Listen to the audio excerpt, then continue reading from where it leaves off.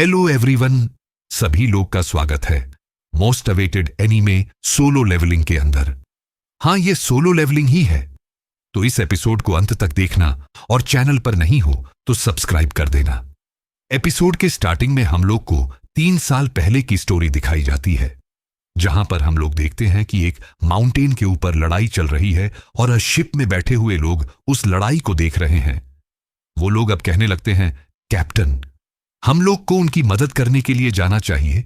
तो उनका कैप्टन कहता है कि हमारे वेपन्स उन मस्टर का कुछ भी नहीं बिगाड़ सकते हैं, इसलिए हंटर्स को ही उन्हें संभालना होगा। जिसके बाद हम लोग एक हंटर को देखते हैं जो कि दौड़कर एक एंड को बाहर निकाल देता है। वहीं पर सभी हंटर्स लड़ने के लिए तैयार हो जाती हैं, जिसके बाद अब काफी सारे एंड का ग्रुप वहां पर आ जाता है। वो सभी लोग अब उनसे लड़ने लगते हैं। उन्हें इन मोस्ट को खत्म करना ही होगा, क्योंकि अगर उन्होंने इन्हें नहीं हराया तो उनकी लाइन कोलैप्स से हो जाएगी। हम लोग अब देखते हैं कि वो एंड्स काफी ज्यादा पावरफुल होती है। वो नट्स को मार रही होती है। मैजिशियन की मैजिक का भी उनके ऊपर कोई भी असर नहीं पड़ रहा होता है। वो एंड्स उन पर काफी ज्यादा भारी पड़ रही होती है और अब वो उन्हें खाने लगती है। एक बंदे को अब एक एंट खा ही रही होती है। वो सोचने लगता है, तो हम लोग यहां हार गए, मैं बेहोश होने वाला हूं। तभी अचानक से वहां पर एक और बंदा आ जाता है। वो उस बंदे की जान बचाकर उसको अब हील करने लगता है। उस बंदे का हीलिंग मैज काफी पावरफुल होता है, जिससे कि उस बंदे की जो चोट होती है वो काफी जल्द रिकवर हो जाती है। तभी वहां पर और भी एंड्स आकर उनके ऊपर हमला करने वाली होती है। ये देखकर उस हीलर का साथी वहां पर आता है और कहता है, यूंग नीचे हो जाओ। ऐसा बोलने के बाद अब वो उन एट्स के ऊपर एक इलेक्ट्रिसिटी का हमला करता है, जिसके बाद अब एक और बंदा जिसका नाम योनो होता है, वो तो उन एट्स से जाकर हाथों से ही लड़ने लगता है। वहीं पर उसका साथी भी उसकी मदद कर रहा होता है। वो देखकर बाकी हंटर्स खुश हो जाते हैं और कहते हैं कि ये तो एस रंग हंटर्स हैं, हमें बचाने के लिए आ गए। वहीं पर अब वो लोग यूंग से कहते हैं कि तुम तो हमसे काफी जल्दी यहां पहुंच गए। तो कहता है, हाँ माफ करना, मैं काफी सारे और लोगों की जान बचाना चाहता था और वैसे ही मुझे पता था कि तुम लोग मुझे बचा लोगे। जिसके बाद अब उन लोग के सामने एक काफी सफेद बड़ी सी एंट आ जाती है। वो देखकर वो दोनों एस रैंक के हंटर अब उससे लड़ने के लिए चले जाते हैं। वहीं पर योनो तो उस मनस्टर को अपने हाथों से रोक लेता है, जिसके बाद वो बिजली वाला बंदा ऊपर से आकर उएंड के ऊपर हमला करता है। इसे योन को मौका मिल जाता है उस मनस्टर के मुंह को तोड़ने का। वो अब उसी के मुंह को घुमाकर उसके ऊपर काफी जोर से मारता है। वो भी उसके आर पार हो जाती है, जिसकी वजह से वो एंड वहीं खत्म हो जाती है। जिसके बाद अब वहां पर एक एक करके और भी काफी सारी एंड्स आने लगती है। तो योन और अब उसका साथी अपने आप को पावर अप कर लेते हैं। मगर अब उनका एक और साथी उनकी बैटल को काफी दूर से देख रहा होता है और कहते हैं, लगता है वो लोग टाइम पर पहुंच गए। तभी अब उसके सामने भी काफी सारे मॉन्स्टर्स आने लगते हैं। तो वो बंदा जिसका नाम चॉय होता है, वो अपनी पावर्स को यूज करके उन मस्टर्स के ऊपर फायर से हमला करता है। लेकिन अभी भी बड़ी वाली एंड बची हुई होती है। वो देखकर बाकी के हंटर्स जाकर अब उनसे लड़ने लगते हैं। अगले सीन में अब नरेट हम लोगों को बताता है कि काफी डेकेड पहले इस दुनिया में ऐसी पोर्टल ओपन हुई जो कि दूसरी डायमेंशन को एक दूसरे से कनेक्ट करती है। इस पोर्टल के अंदर काफी सारे मॉन्स्टर्स मैजिकल बीस्ट रहते हैं। कन्वेंशनल वेपन जैसे कि गन वगैरह से इनसे लड़ा नहीं जा सकता है। इन मस्टर से सिर्फ वही लोग लड़ सकते हैं जिनके अंदर स्पेशल एबिलिटीज अवेक हुई है। उन लोग को हंटर्स कहा जाता है। उनके मैजिकल पावर्स के बेस्ड पर उन लोग को ABCDE रैंक में क्लासिफाई किया गया है। और एक बार अगर तुम्हारे अंदर स्पेशल एबिलिटीज अवेक हो गई तो तुम कितनी भी मेहनत कर लो, तुम्हारी एबिलिटीज कभी भी और ज्यादा डेवलप नहीं होंगी। जिसके बाद हम लोग देखते हैं ना, साल बीत जाते हैं और हम लोग को प्रेजेंट का सीन दिखाया जाता है। उसी पोर्टल के सामने काफी सारे हंटर्स खड़े हैं रेड मिशंस करने के लिए। वहीं पर एक बंदा जिसका नाम किम होता है, उसके पास एक पार्क्स नाम का बंदा आता है। उसे देखकर किम कहते हैं कि तुम यहां क्या कर रहे हो? मुझे लगा कि तुमने हंटिंग क्विट कर दी। तो कहता है, हां कर तो दी थी, लेकिन मेरी वाइफ प्रेग्नेंट है और वो हमारे दूसरे बेटे को जन्म देने वाली है, इसलिए हमें थोड़े पैसे की जरूरत है। तो किम उसे कहते हैं कि तुम्हारा डिसीजन तो सही है, रेड मिशंस पूरे होने पर काफी सारे पैसे जो मिलता है, तब यहां पर हमारे मेन कैरेक्टर जिनवू की एंट्री होती है। सभी लोग अब उसे ग्रीटिंग्स कर रहे होते हैं। वहीं पर किम भी उससे कहते हैं कि क्या तुमने आज अच्छे से खाना खाया? जिसमें वो कहते हैं हां, अच्छे से खाया। मैंने ये देखकर पार किम से कहते हैं कि ये पर्सन कौन है, क्या ये स्ट्रांग है? क्योंकि सभी लोगों से ग्रीटिंग कर रहे हैं। तो किम उसे कहता है कि तुम जैसा सोच रहे हो बिल्कुल उसका अपोजिट है। जब तुमने हमारी टीम छोड़ दी थी तो उसके बाद उसने ज्वाइन किया था। जिन वो पूरे मैन काउंट में से सबसे वीक हंटर है। एक बार वो ई रैंक के डंजों तक में इंजर्ड हो गया था, जिसकी वजह से उसे हॉस्पिटलाइज होना पड़ा। वो उतना ज्यादा कमजोर है। वहीं पर जिन वो भी उनकी बात सुन लेता है और थोड़ा सा दुखी हो जाता है। तभी उसके पास एक लड़की आती है जिसका नाम जूही होता है। वो उसे कहती है कि क्या तुम आज भी इंजर्ड हो गए हो? जिस्पा कहता है हां, तुम्हें तो पता है कि ये तो मेरा हर बार का है। तब वो उसे कहती कि अपना ख्याल रखा करो। वो लोग अब एक साथ बैठे होते हैं। जोई उसे कहती कि मैंने सुना कि तुम्हें हॉस्पिटल में जाना पड़ा। तो कहता हां, मैं एक अकेला ही पर्सन था जो कि ई रैंक के डंजों में इंजर्ड हो गया। बाकी के हंटर्स हाई रैंक के थे तो उन्हें हीलर की भी जरूरत नहीं पड़ी। और वैसे भी तुम्हें पता ही है कि मैं कितना ज्यादा कमजोर हूं। जिसके बाद अब वो लोग अपने मिशन के लिए जाते हैं। उन लोग के रेड मिशन का आज एक कैप्टन है जिसका नाम सॉन चियल है। वो अब उन लोगों से कहते हैं कि तुम यहां के सबसे हाई रैंक के हंटर्स हो। मैं काफी रिलीफ हूं कि मैं तुम जैसी टीम को लीड करूंगा। जिसके बाद अब वो सभी हंटर सब अंदर जाते हैं। किम अब जिनसे कहने लगता है कि सभी लोग के पास रहना और हर्ट मत होना। ऐसा बोलकर वह सभी अंदर जाते हैं। वहीं पर जिनब देखता है कि मेरे पास एक छोटा सा नाइफ है जिसके अंदर थोड़ा सा मैजिक पावर है। मेरी इनकम से सिर्फ मैं यही खरीद सकता हूं। कम से कम कुछ ना होने से तो बेहतर ही है। मैं आज कैसे भी करके काफी अच्छा परफॉर्म करने वाला हूं। ऐसा बोलकर वो भी अंदर चला जाता है। अगले सीन में अब हम लोग एक बंदे को देखते हैं जो कि प्रेसिडेंट गो को उसके हार्ड वर्क के लिए शुक्रिया करता है और पूछता है कि गवर्नमेंट के साथ आपकी मीटिंग कैसी गई। तो गो कहता है कि वो हमेशा की तरह वही बात कह रहे थे। वो चाहते हैं कि हम डंजों ब्रेक को अवॉइड करें और वो डिमांड करें कि हम लोग उन्हें डंजों के मिले हुए सामान को उन्हें सप्लाई करें। उन लोग की जो रिक्वेस्ट है वो बिल्कुल भी गलत नहीं है। डंजों से मिले हुए सामान को भेजकर हम लोग काफी पैसे कमा रहे हैं। मैजिक बीस्ट को हराने के बाद हम लोग को ये क्रिस्टल्स मिलते हैं। इन्हें मैजिक जम्स भी कहा जाता है। इन्हें बेचकर पैसे कमाए जा सकते हैं। वहीं अब दूसरी तरफ हम लोग जिनको देखते हैं जिसने पहली बार उसे मैजिक जैन मिला है।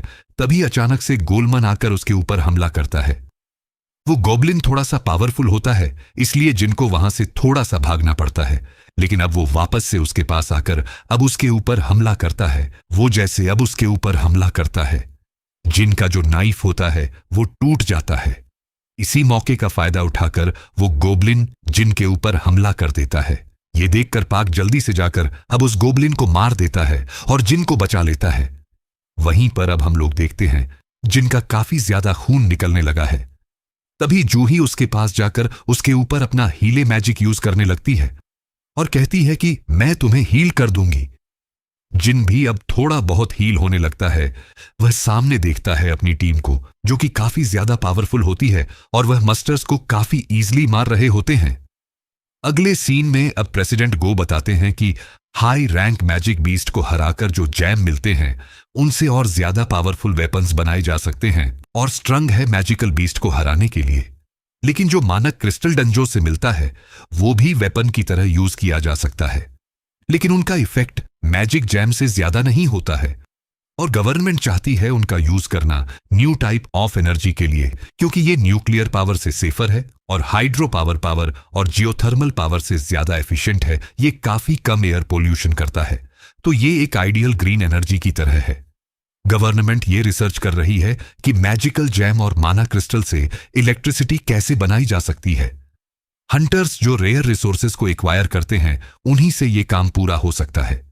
अगले सीन में हम लोग देखते हैं कि जिनकी टीम अब डंजों बॉस को हरा देती है। वहीं दूसरी तरफ जूही जीन से कहती है कि क्या तुम एक हंटर जबरदस्ती बने हो? क्योंकि तुम किसी दिन मर भी सकते हो। यह सुनकर जिन उससे कहते हैं, मुझे माफ कर दो, तो जो ही उसे कहती कि मुझे तुम्हारी माफी नहीं चाहिए, मुझे तुम्हारी चिंता होती है, वहीं दूसरी तरह हम लोग देखते हैं कि उन लोग को डंजों बोस से ज्यादा कुछ कीमती नहीं मिला है। जिन अब सोचता है कि क्या ये रेड खत्म हो गई, मुझे तो बस एक ई रैंक का मैजिक जैम ही मिल पाया, आखिर इसके लिए मैं अपनी जान क्यों दे रहा था। तभी एक खट्टा उन लोगों को वहां पर बुलाकर एक केव दिखाता है जो कि काफी ज्यादा डीप जारी होती है। वो देखकर वो लोग सोचने लगते हैं कि क्या ये एक डबल डंजो है। वो लोग अब सोचने लगते हैं कि अगर वो लोग इस केव के अंदर जाएंगे तो उन्हें कीमती मोस्टर मिल सकते हैं, जिन्हें हराकर उन्हें कीमती सामान मिलेगा। सोंगम उन लोगों से कहता है कि ऐसी सिचुएशन में हम लोग को हंटर एसोसिएशन को रिपोर्ट करना चाहिए, तो पार्क उसे कहते हैं कि हमें अंदर चलना चाहिए। ये तो बस एक डी रैंक का डंजो है, रिस्क तो हम लोग लेंगे लेकिन हमें कीमती सामान भी मिल सकता है। यह सुनकर सॉन कहते हैं, ठीक है, चलो वोट करते हैं कि आखिरकार अंदर कौन जाना चाहता है। तो अब सभी लोग वोट करने लगते हैं। वहीं पर जूही तो अंदर जाना ही नहीं चाहती है। वोटिंग करने के बाद पता चलता है कि 6 लोग अंदर जाना चाहते हैं और 6 लोग नहीं जाना चाहते हैं। अब से जिन के ऊपर डिपेंड करता है कि वो क्या वोट करेगा। वह सोचने लगता है कि मुझे पता है कि एक डी रैंक का डजन कितना डेंजरस हो सकता है, लेकिन मेरे डैड गुम हो गए हैं और मेरी फैमिली में सिर्फ मैं ही अकेला कमाने वाला हूं। मेरी मॉम के मेडिकल खर्चे होते हैं और मेरी बहन को कॉलेज जाना है। उन सब के लिए मुझे पैसे की जरूरत है। जिन अब उन लोगों से कहता है कि मैं अंदर जाऊंगा। अगले सीन में हम लोग को एक जगह दिखाई जाती है जहां पर एक लेडी एक बंदे से कहती है कि अपना हाथ इस क्रिस्टल के ऊपर रखो, तो वो ओ ऐसे करता है और अब वो लड़की डेटा को कलेक्ट करती है। ऐसे ऐसे करके धीरे धीरे करके सभी लोग की बारी आ रही होती है क्रिस्टल को हाथ लगाने की। अगले सीन में एक बंदा चॉय को बताता है कि एक बी रैंक का हंटर और 2C रैंक के हंटर्स एग्री कर चुके हैं हमें ज्वाइन करने के लिए। येसु उनका चॉय कहता है, बहुत बढ़िया, फर्क नहीं पड़ता, कोई भी जेंडर का हो और उम्र का हो, बस टैलेंटेड पर्सन को रिक्रूट करते रहो। तो बंदा कहता है, ठीक है, लेकिन मुझे नहीं लगता कि ऐसा कोई टैलेंटेड पर्सन मिलेगा जो कि चाह से ज्यादा पावरफुल होगा। और अब अगले सीन में हम लोग 2 चोरों को देखते हैं जो कि सिटी में एक लड़की का पर्स चुराकर भाग जाते हैं। वो काफी तेज से भाग ही रहे होते हैं, तभी अचानक से उन लोग के सामने एक लड़की आ जाती है। वो उस लड़की को साइड में हटने के लिए कहते हैं, लेकिन वो लड़की हटती नहीं है। वो अचानक से वहां से गायब होकर उन लोग के ऊपर कूद कर आती है, जिसकी वजह से उन लोग का बैलेंस बिगड़ जाता है और वो आगे जाकर फिसल जाते हैं। वहीं पर अब वो लड़की उन लोगों से उस पर्स को ले लेती है और अब जिस लेडी का वो पर्स था वो वहां पर आती है। वो अपना पर्स वापस लेकर उससे कहती है कि आप तो चाह है। तभी अब वहां पर और काफी सारे लोग आ जाते हैं चाह से मिलने के लिए, क्योंकि वो एक काफी ज्यादा पॉपुलर एस रैंक हंटर है। उसे अब इतने लोगों की भीड़ पसंद नहीं आती है, तो वो एक छलांग लगाकर ऊपर आ जाती है और अब वहां से चली जाती है। अगले सीन में हम लोग देखते हैं जिनकी टीम को, जिन्हें कब में चलते चलते ही 40 मिनट हो जाती है। उनके पास सिर्फ अब 20 मिनट ही बची है, क्योंकि वरना पोर्टल बंद हो जाएगा। वहीं पर जिनब जूही से माफी मांगता है कि उसकी वजह से उसे यहां पर आना पड़ा। तब वो उसे कहती है कि मैं बिल्कुल भी खुश नहीं हूं। क्या तुम भूल गए हो कि अभी अभी तुम मरने वाले थे? मैं मुश्किल से ही तुम्हें बचा पाई हूं। यह सुनकर जिन उससे कहता है, मुझे माफ कर दो, तो जो उसे कहती है कि अगर तुम्हें प्रॉपरली माफी मांगनी है तो तुम्हें मुझे खाने की ट्रीट देनी होगी। यह सुनकर जिन थोड़ा सा शर्मा जाता है और अब वो उसे कहता है, ठीक ठीक है, दे दूंगा। जिसके बाद अब वो लोग एक बॉस रूम के पास पहुंचते हैं और देखते हैं कि जो वो डोर है वो थोड़ा सा रेयर है, तो वो सभी अब डिसाइड करते हैं कि वो लोग इसके अंदर जाएंगे। अगले सीन में हम लोग प्रेसिडेंट गो को देखते हैं, जो कि कुछ नए हंटर्स को कह रहे होते हैं कि मैं हंटर्स एसोसिएशन का प्रेसिडेंट हूं, तुम में से ही कुछ लोग हंटर बनेंगे और कुछ नहीं। पोर्टल 10 साल से ज्यादा एग्जिस्ट करती है। डंजों के अंदर अभी भी ऐसी मिस्ट्री है जिसे सॉल्व नहीं किया जा सकता है। एक हंटर बनना काफी ज्यादा रिस्की काम है। अगर तुम लोग को रेड मिशन की आदत है तो फिर भी अपने गार्ड डाउन मत करना, कभी भी एरोगेंट मत बनना। अगर तुम लोग को सरवाइव करना है तो एक बात हमेशा याद रखना, और वो है कि हमेशा चौकन ना रहना। वहीं अब हम लोग जीन की टीम को देखते हैं, जो कि अब उस डंजों के अंदर आ जाती है। वो रूम उन लोगों को काफी ज्यादा अजीब लग रहा था है। वहां पर अलग अलग तरीके की स्टैचू भी खड़ी थी जो कि काफी ज्यादा पुरानी लग रही होती है। वहीं पर जीन अब एक मूर्ति के सामने खड़ा हुआ जाता है और कहता है कि ये वाली मूर्ति थोड़ी बड़ी लग रही है। वो लोग अब इस बात से हैरान है कि इस जगह पर एक भी मैजिकल बीस्ट नहीं है। उन लोग का जमीन पर एक मैजिक सर्कल भी मिलता है और एक दीवार पर कुछ लिखा हुआ भी मिलता है जो कि एनसेट मैजिक में लिखा था। वहीं पर सॉन्ग उसे जाकर पढ़ने लगता है। तभी अचानक से जूही जिन को पकड़ लेती है और कहती है कि जो वो बड़े वाला स्टैचू है उसकी आंख अभी अभी हिली है। वो हमें देख रहा था। ये सुनकर जिनको उसकी बात पर बिल्कुल भी बिलीव नहीं होता है। तभी हम लोग देखते हैं कि वहां का जो गेट होता है वो बंद हो जाता है। ये देखकर वो लोग शॉक हो जाते हैं। वहीं पर एक बंदा कहता है, मैंने कहा था कि यहां नहीं आना चाहिए, तुम डंजों को अंडरस्टिमेट कर रहे थे। यहां से तुम्हें जितना भी रिवॉर्ड मिले तुम खुद ले लेना, लेकिन मुझे यहां से निकालो। वह गेट को खोलने की कोशिश कर रहा होता है, लेकिन तभी अचानक से एक मूर्ति आकर उसके ऊपर हमला करती है और वो उसे पूरी तरीके से बीच में काट देती है। ये देखकर सभी काफी ज्यादा शॉक हो जाते हैं। सभी लोग अब डर जाते हैं और कहते हैं कि क्या हमें इतनी बड़ी मूर्तियों से लड़ाई करनी है। वहीं पर जीन अब सोचता है कि जो पर्सन अभी अभी मरा वो डी रैंक था, लेकिन वो तो इतनी जल्दी मर गया। ये काफी ज्यादा अजीब बात है। ये तो एक डी रैंक का डंजो होना चाहिए था। हां, पर इतने पावरफुल क्रिएचर्स कैसे हैं। वह पीछे मुड़ता है और देखता है कि एक मूर्ति उसी की तरफ देखती है। जिन अब हम लोग को बताने लगता है कि उसके साथ काफी बार लाइफ और डेथ सिचुएशन हुई है। वो अपनी टीम से अलग हो गया था और पहली ही रेड मिशन में उसके ऊपर हमला हो गया था। एक ही रैंक के मैजिकल बीच ने उसे इंजर्ड कर दिया था और इसकी वजह से उसे काफी हफ्तों के लिए हॉस्पिटल में रहना पड़ा। वो ऑलमोस्ट मर ही गया था और एक मेज के अंदर ट्रैप हो गया था।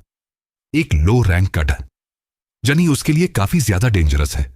वह बताता है कि हंटर्स मैजिकल जैम को बेचकर काफी पैसे अर्न करते हैं और वेपन्स खरीदते हैं और हाई रिवॉर्ड कमाते हैं, लेकिन वहीं पर मैं एक काफी ज्यादा चीफ नाइफ के साथ है। अगर ये डैमेज हो जाता है तो मुझे मैजिकल बीस्ट के साथ हाथों से लड़ाई करनी होगी। मेरे जूते भी फटे हुए हैं और ऐसा चलता ही रहता है, लेकिन इन सब के बावजूद भी मैं सहन करता आ रहा हूं। मैं खतरनाक जॉब करता हूं जिनसे मुझे ज्यादा पैसा भी नहीं मिलता है। बचने के लिए मैं हमेशा लूप होल्स को ढूंढता हूं। आसपास की चीजों को मुझे अच्छे से ऑब्जर्व करना पड़ता है और इसलिए मुझे पता है कि अभी क्या होने वाला है। सीना प्रेजेंट आता है। जीन अब सभी से कहता है, सभी लोग नीचे हो जाओ। तभी अचानक से वो जो मूर्ति होती है उसकी आंखों में से एक लेजर निकलती है जो कि अब काफी सारे लोगों को भस्म करने लगती है और जगह को डिस्ट्रॉय करती है। वहीं पर जिन तो जूही को पकड़कर नीचे ही गिर जाता है। वो लेजर जैसे ही खत्म होती है वो लोग देखते हैं कि काफी हंटर्स मर गए हैं। वो लोग सोचने लगते हैं कि आखिर यहां क्या हो रहा है। जिन भी खड़ा होकर कहता है कि आखिर यहां क्या हो रहा है, आखिरकार हमारे साथ ऐसा कैसे हो गया। हम लोग यहां फंस गए हैं और यहां से बाहर निकलने का कोई भी तरीका नहीं है। क्या मैं मरने वाला हूं। तभी अचानक से वो शॉक होकर कहता है, क्या मैं मरने वाला हूं। और अब एपिसोड 1 हो जाता है। यहीं पर खत्म। काफी कमाल का एपिसोड था। पर्सनली तो मुझे काफी ज्यादा अच्छा लगा। आप लोगों को अच्छा लगा हो तो लाइक करके जरूर से बताना। अगर इसका अगला एपिसोड देखना है तो जल्दी से चैनल को सब्सक्राइब कर दो और वीडियो को भी लाइक कर दो। मिलते हैं अगले एपिसोड में।